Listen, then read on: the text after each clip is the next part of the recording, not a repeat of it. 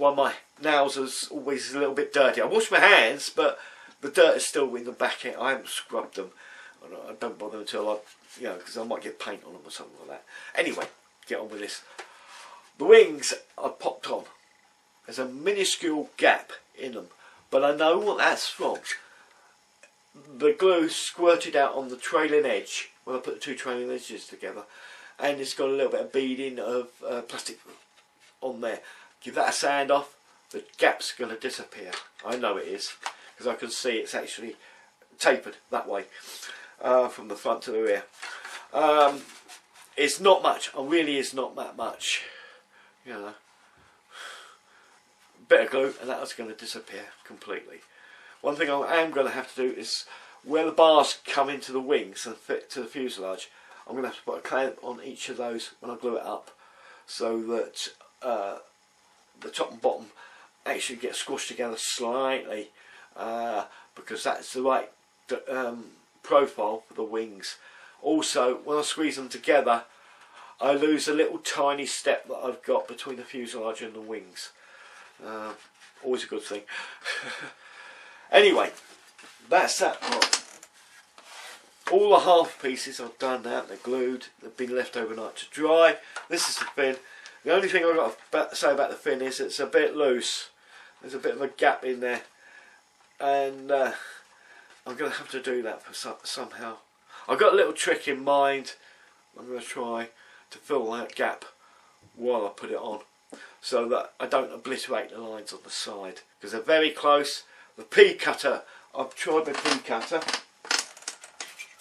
which is this one, to get in close to the line. I just can't do it. That side I can't do it. That side I might be able to do it with. No, I can't even get in there with that. The blade is too thick. I have some others that are much thinner, but if I can get away with not having to re-put that panel line in, I will. Little trick, may work, may not, I don't know. When I do it, I'll know. Right, waffling on there a bit. So I'm going to get on with that right now. See you in a bit. Alright, I just want to quickly show you before we get started. Here's some of the reference photos I've got that I've picked up. Some I've taken, other ones I've got offline, online. Other ones from books and that sort of thing. What I do is I scan them into my computer, and then I make a mosaic up on the page and print that out. Then I've got a reference right here at my workstation, so I can check what I'm doing. The undercarriage here. I've got 3 or 4 pieces, 3 pieces. Got 3 A4 sheets of that. Again, here. Aircraft. Well, pictures I've taken, I've cut them down so I can see the detail that I need on them. This one here, the tail is completely different compared to the one on the model. That's because it's actually got a fairing round here that's been taken off this one. This one is an earlier Mark version, but it's basically the same aircraft. And you can see the steps inside here. I haven't got them in this one. They're actually closed on it. Again, I've got another one here from a museum. The actual aircraft's red and white, but it's got the engine detail separate on it, so I'll put that on here. Bit naughty, but somebody was working on this particular aircraft, and they left a ladder there, so I managed to climb up the ladder and take a shot of the rear end of the canopy. So that's there. There is one photograph I put on here, which is this one. Don't bother, that's a different aircraft.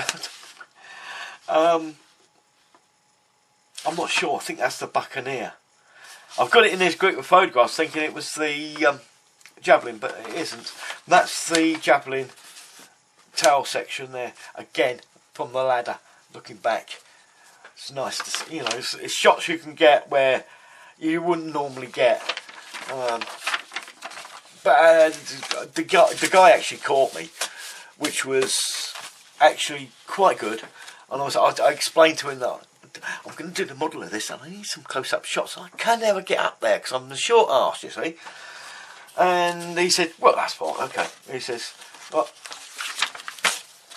oh, do you need cockpit ones? I said, yeah, I do need the cockpit ones. And he says, yeah, I'll open the cockpit for you and you can take your photos. And I did.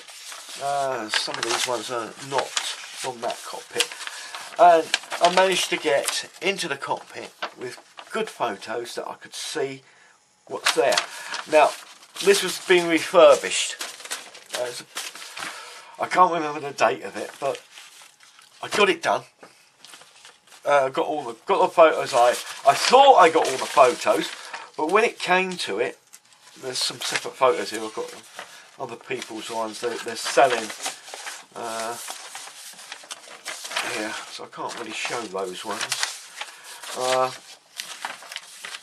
But again, here's some of the other ones I've got here are the other sides, and that's another one being sold. What I did do, unfortunately, which I forgot at the time, I was so excited to get the pictures of the cockpit. I photographed the cockpit very well from all sides, as you can see here. I forgot to do the navigators. I forgot to do the second one. Well, it doesn't really matter because some people they collect them and they sell them. These are instruments out of one of these aircraft and they sell them. Pictures are online, so I can get the panelling that I need from these ones. So that's how I done the cockpit section. Anyway, that was, hopefully that was a bit more informative for you. There are books I have with other things in them, other bits and pieces of the aircraft that I use as references. I get a lot of references online, other books. You can't, if you're a millionaire, you'll be okay. You can go and buy all the books you want for references for every model you do. I can't. I'm not a millionaire. I wish I was, but I'm not. So a lot of the books I get from the library. People forget about the library. The books are free as long as you've got a library card. It doesn't cost you anything. And I've got a good reference library in Milton Keynes. I can go down there, get the books, bring them home, have a look at them. The reference library, I have to do this from the reference library, put the book in the copier and copy the reference that I need from the book. But that's all free, and like I said, the copies I can keep with my instructions. I can open them up in there. So it's all here ready for me to do. Anyway, I'm going to get on with the build now. Just check where I've got to. Now there's a couple of bits on here that I didn't do, which is those there. I'm going to go back through the instructions to see what I've done and what I haven't done. Oh yeah, the seats. I've got to do the seats. A little bit of dry brushing work. A little bit of dry brushing work to start off with.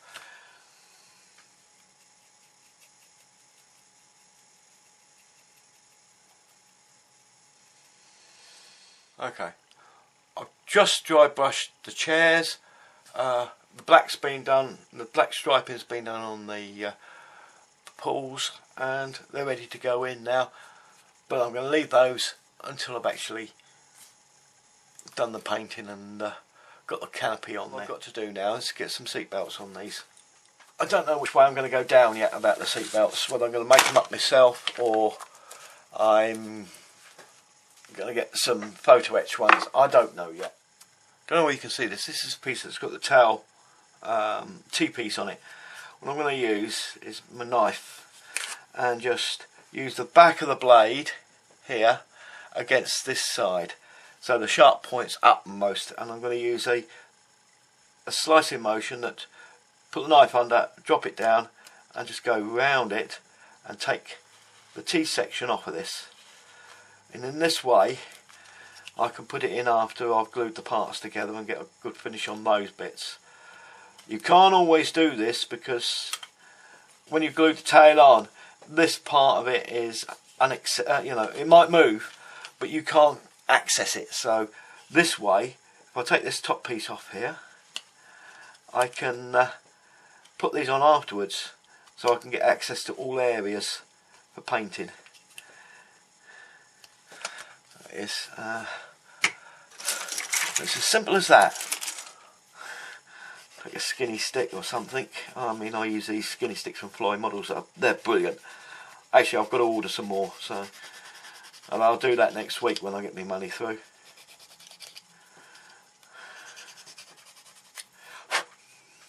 And there we have it. And there we have it there. Pin. Just a plain ordinary pin now that will slide in and out. I can glue it into position anyway. I can decide whether to have the tail up or down. And then just a little tack of glue and it'll be in position there. This section here with all the circles on it is on the, that's the bottom side. This is the side that's going to take the metal finish. So I'll need to just polish this up. Now I'm going to do it with this one on camera so you can see what I'm doing. Taking a fairly smooth old sanding sponge. You can get a very smooth one, great, but I'm using an older one that was coarser, but now it's been used, it's nice and fine. I'm just going to go over this particular surface and round the edge here. Well, I glued it last night, and just take off the burr, which I have done on it. That's it. There's not much there at all really.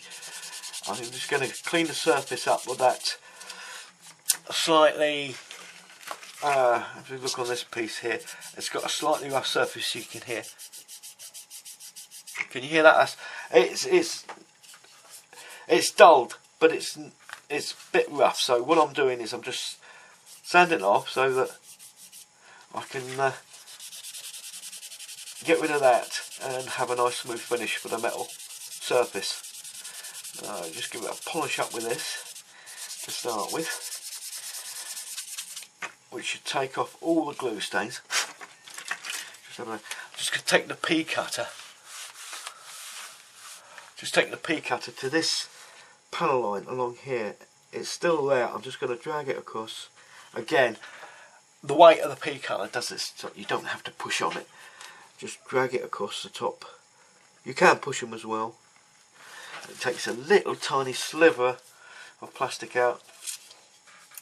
That's fine, and I'm going to do the other panels as well while I can see them. Just a light dragging across. The weight of the P cutter will do the job for you. So where I sanded them, I'm just getting them in there. Let's come from the other side. I think you can hear that there.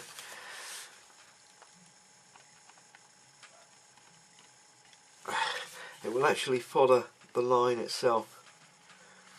Don't be in a rush to do this. If you've never done it before, very carefully do it. The P cutter will follow the panel line if it's still there.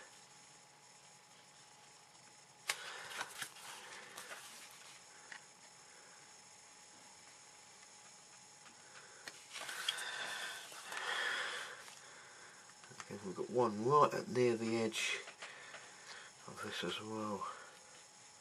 And it's not straight, it curves in and out, but the P cutter will follow it.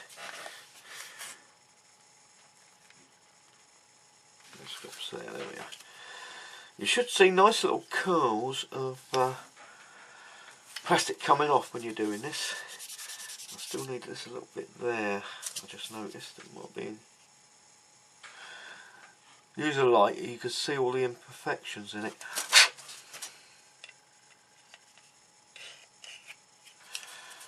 And of course, because the P cutter is so light in using it, it will just clean out the panel line without taking any plastic out.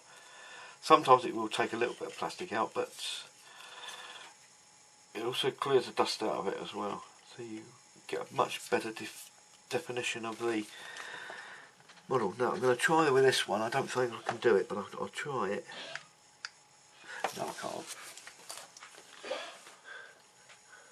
As you can see, very fine curls coming off your pea cutter when you do it. That's all you want coming off, not big gouges or something. I got some of these blades from the place where I got my airbrush from. These are quite good. You get different sorts. But they're ideal, and this is what they're made for, to come in this panel line and just take it around the front edge of your two parts that you've glued together when they're sanded down, and it puts a panel line in over the leading edge here. Again, on this one here, come from both sides, and take that bit of plastic bit off there, and it's done. That one doesn't need doing, nor does that one.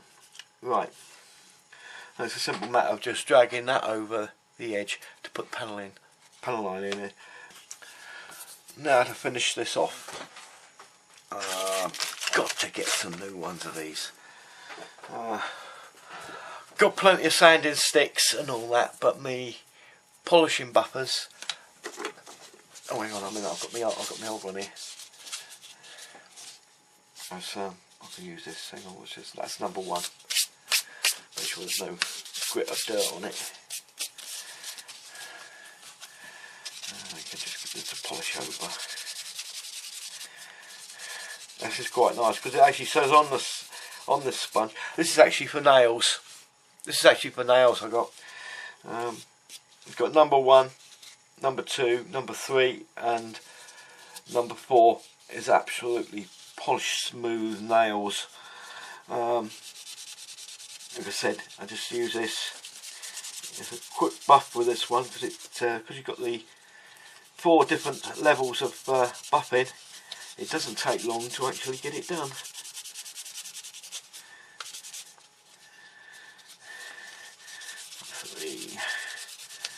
Smoothing.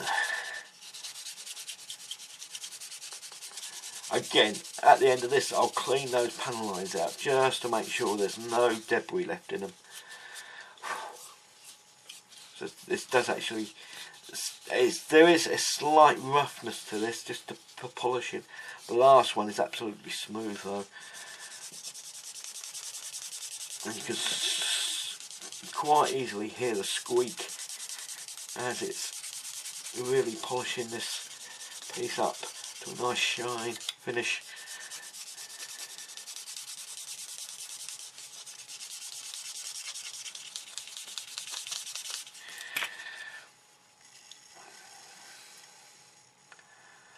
Last thing I'm going to do, I'm just going to clean these panel lines out again, and I'll show you what I've got. Maybe off camera actually. So, again, you can see, I'm not actually pushing on this. It's just going down and cleaning out any debris left in these lines. Actually, that's gone away. It's a bit like train lines actually. It will follow.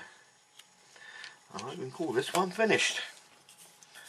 For now, as you can see here, after the polishing, we've got a nice sheen to that. That will take the paint really nicely. That'll give a nice smooth finish to it.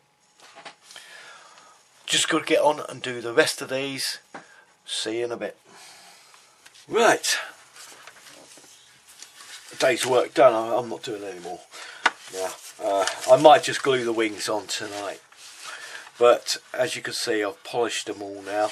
The wings, the fuselage, tail planes, they're all polished up. You saw that on the video. Ailerons, I've done those. I've still got to polish up the air brakes and the flaps and the undercarriage doors. I've got to be polished, but I'm going to leave that for another day. Oh dear, I am tired, excuse me. Yeah, but I'll try and get the wings glued up tonight. Now, why I did it in separate pieces, I can handle this and polish this and get into all the nooks and crannies while it's like this. If it's on here, if it was glued on here, I've got to try and hold the whole aircraft, and I might crack this here. So what I've done is I've done them separately. I'm going to glue those together. Then I've only got to polish this line down here on either side. That'll be it. Nice and easy.